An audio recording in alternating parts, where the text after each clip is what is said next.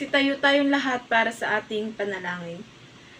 Ginoong Reyes, maaari bang ikaw manguna sa ating panalangin? Magsiyuko ang lahat.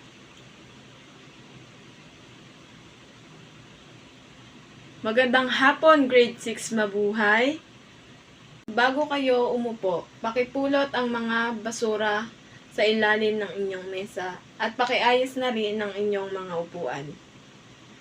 Maaari na kayong magsiupo. Mayroon bang lumiban sa hapon na ito? Bago tayo dumako sa ating aralin sa araw na ito, magkakaroon muna tayo ng isang aktibidad. Hahatiin ko ang klase sa 3 grupo. Ang bawat grupo ay kailangang buuin ang mga jumble na salita. Bawat grupo ay mayroong magkakaiba kung ito ay mabubuo ninyo. Bibigyan ko kayo ng 5 minuto. Unang grupo, basahin ang inyong nabuong salita. Sigaw sa pugad lawin. Magaling. Pangkat 2, basahin ang mga nabuo ninyong salita. Tama, kasunduan sa biyak na bato. At ang group 3 ay, ang inyong nabuong salita ay, kumbensyon sa teheros. Mahusay, grade 6 mabini. Tatalakayin sa araw na ito ay ang mahalagang kaganapan sa panahon ng himagsikang Pilipino, na ang sigaw sa pugad lawin, kumbensyon sa teheros, at kasunduan sa biyak na bato. Sa panahon ng pananakop ng mga Espanyol ay pinakita ng ating mga kapwa Pilipino ang kanilang katapangan at kabayanihan upang ipagtanggol ang ating kalayaan. Walang takot na hinarap nila ang mga mananakop sa kabila ng kakulangan natin sa armas at kaalaman sa pakikipaglaban. Patunay nito ang iba't ibang hakbang ay pakikipaglaban ng kanilang ginawa upang makalaya sa mga Espanyol. Hindi sila tumigil, nanahimik, at nagpailalim lamang sa mga mananakop. Nagawa nilang makapagtayo ng iba't ibang samahang paghimagsikan katulad ng Katipunan. Sa tingin ninyo, ano kaya ang nagiging hadlang upang maging matagumpay sila sa kanilang pakikipaglaban para sa ating kalayaan? Yes de la Cruz. Kumbensyon sa Teheros. Ito ay isang pagpupulong na ginanap sa pagitan ng hating magdiwang at magdalo ng Katipunan sa San Francisco de Malabon sa Cavite noong Marso 22, 1897.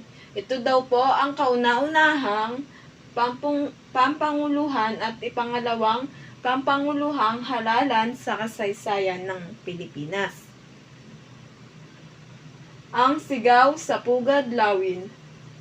Isang natatanging pangyayari sa kasaysayan na kung saan ang mga miyembro ng KKK ay sabay-sabay na pinunit ang kanilang mga sedula. Bilang pagpapatunay daw po ng kanilang tuluyang pagputol sa pamumuno ng mga Espanyol sa Pilipinas. Ito daw ay naganap noong Agosto 23, 1896 sa pamumuno ni Andres Bonifacio na siyang supremo ng Katipunan. Ang pangatlo, ang kasunduan sa biyak na bato. Ay ang kasunduan sa gitna ng magdiriwang at himagsikang Pilipino noong 1897 sa pamamagitan ni Pedro Paterno at nilagdaan ni Gobernador General Primo de Rivera ang kasunduan sa Barangay Biyak na Bato, San Miguel, Bulacan. Mahusay. Ito ay isang natatanging pangyayari sa kasaysayan na kung saan ang mga miyembro ng KKK ay sabay-sabay na pinunit ang kanilang mga sedula. Bilang tanda daw po na ang kanilang tuluyang pagputol sa pamumuno ng mga Espanyol sa Pilipinas. Sa inyong palagay, ano ang mahalagang kaganapan sa kumbensyon ng Tejeros? Yes, April. Tama. Ito naman ay isang pagpupulong na ginanap sa pagitan ng Hating Magdiwang at Magdalo sa Katipunan sa San Francisco de Malabon sa Cavite. Ginanap daw to tuwing noong Marso 22, 1897. At ito daw ang kauna-unahang pampanguluhan at ipangalawang pangpunguluhang halalan sa kasaysayan ng Pilipinas. Sa kasunduan sa Biak na Bato, ano naman ang mahalagang pangyayari dito? Yes, Danica. Tama, ito naman ay isang kasunduan sa gitna ng magdiwang at himagsikang Pilipino. Ito daw ay ginanap noong 1897 sa pamamagitan ni Pedro Paterno at nilagdaan ni Gobernador General Primo. Sino daw sa pamamagitan daw nina? Yes, Mark. So yes, sa pamamagitan ni Pedro Paterno. Sino daw ang naglagda dito? Yes, April. Tama, si Gobernador General Primo de Rivera. Ang kasunduan sa barangay Biak na Bato, San Miguel, Bulacan. Grade 6. Saan daw ito ginanap? Sa barangay Biak na Bato, San Miguel, Bulacan. Mahusay.